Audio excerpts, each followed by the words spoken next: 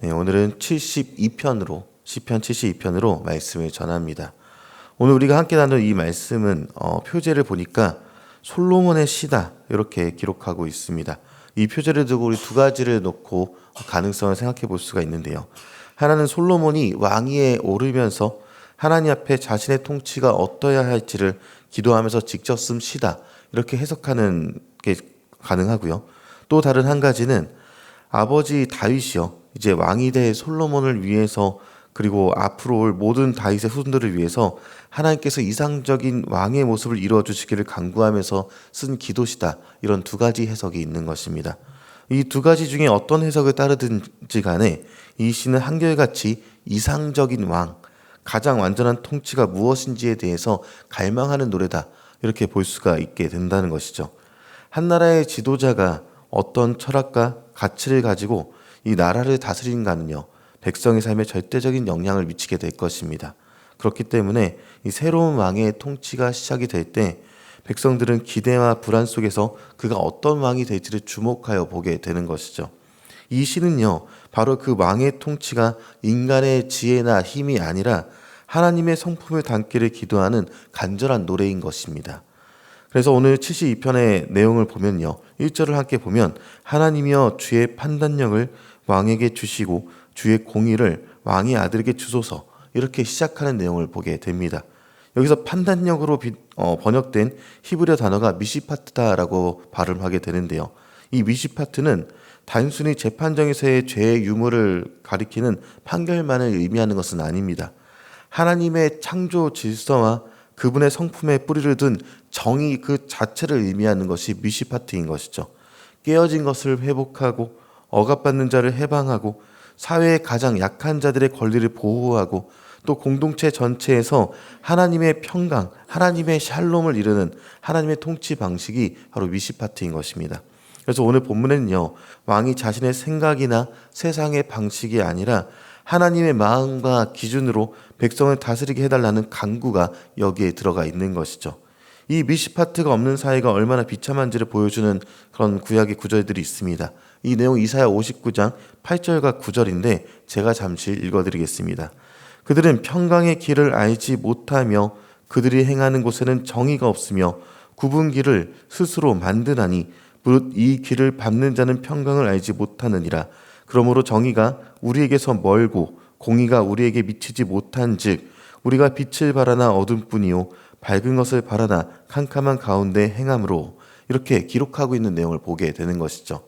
이사야 선지자는요, 이스라엘의 죄악을 고발하면서 미시파트가 사라진 땅의 현실을 그려보고 있는 것입니다. 하나님의 정의가 사라진 곳은 평강이 없는 것입니다. 모두가 자기 소견에 자기 마음대로 걷고 싶은 대로 걸어갑니다. 빛을 기대하지만 어둠만 가득하고 밝은 미래를 소망하지만 캄캄한 절망 속을 헤맬 뿐이다. 이렇게 얘기하고 있는 것이죠. 사회적 약자들은 더 고통받고 공동체는 신뢰를 잃어 무너져 내려버립니다. 이것이 하나님의 미시파트, 하나님의 통치함, 하나님의 정의가 부지한 세상의 모습이 바로 이러한 모습이다라는 것이죠. 다시 시편 오늘 본문의 말씀으로 돌아보도록 하면요. 시편 기자는 왕이 하나님의 미시파트로 통치할 때 어떤 일이 일어나는지를 구체적으로 노래하고 있는 장면이 있습니다. 2절을 보니까 왕의 첫 번째 임무는요, 힘없고 가난한 자들, 스스로 지킬 수 있는 것이 하나도 없는 사람들을 하나님의 정의로 보호하는 것이다. 이렇게 얘기해주고 있는 것이죠. 그리고 4절은요, 더 나아가서 그가 가난한 백성의 억울함을 풀어주면서 궁핍한 자의 자손을 구원해서 압박하는 자를 꺾습니다. 이렇게 선포하고 있는 것입니다. 참된 통치는요, 억울한 자의 눈물을 닦아주고 궁핍한 자를 구렁에서 건져내고 불의한 압제자를 심판하는 것이다 라고 얘기하고 있는 것입니다. 이게 바로 하나님 나라의 원리이며 미시파트가 되는 것이죠. 본문은요, 우리에게 알려주기를 한 나라의 위대함은 군사력이나 경제력에 있지 않다라고 알려주고 있습니다.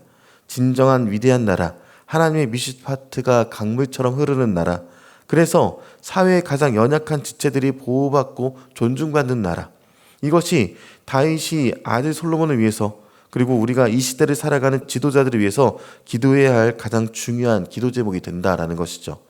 그러나 안타까운 것이 있다면요, 이 시편 72편의 노래는 이 위대한 왕의 모습은 역사 속에서 실현되지는 않았습니다.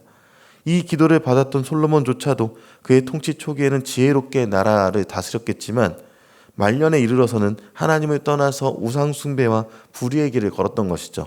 그 이후에 이스라엘의 어떤 왕도 이 시편의 이상을 온전히 이뤄내는 사람을 찾아내지는 못했습니다. 역사는 오히려 이 위대한 기도와 처참한 현실 사이의 간극만을 보여줄 뿐이었다라는 것이죠. 이 실패의 역사 속에서 이스라엘 백성들은 깨닫기 시작합니다. 이 시편 72편의 기도는 단순히 인간왕을 향한 기도가 아니라 장차 오실 위대한 왕, 완전한 왕, 메시아를 향한 대망을 노래하는 것이다 라고 얘기하고 있다는 것입니다. 그리고 마침내 그 왕은 2000년 전에 오셨습니다. 예수님께서 이 시편 72편의 기도가 온전히 성취된 참된 왕으로서 이 땅에 오셨다는 것이죠. 예수님은 가난한 자에게 복음을 전파하셨고 눈먼 자를 보게 하셨고 억눌린 자를 자유케 하셨습니다. 그리고 하나님의 미시파트를 이 땅에 선포하시기까지 하셨습니다.